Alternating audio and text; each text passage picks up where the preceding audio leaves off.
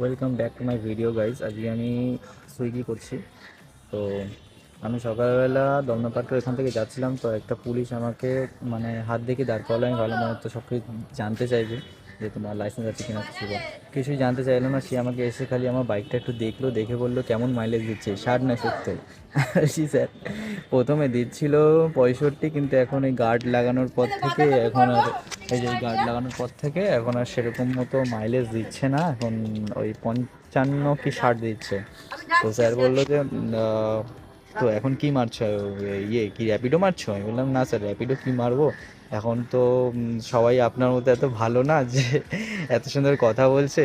আপনি তাও আমাদের সাথে কথা বলছেন। বেশিরভাগ পুলিশরাই কী করে, দাঁড় করিয়ে র্যাপিডো মারলেই একটা করে কেস দিয়ে দেয়। বলছে হ্যাঁ সে তো দেয়, সবাই তো সমান হয় না।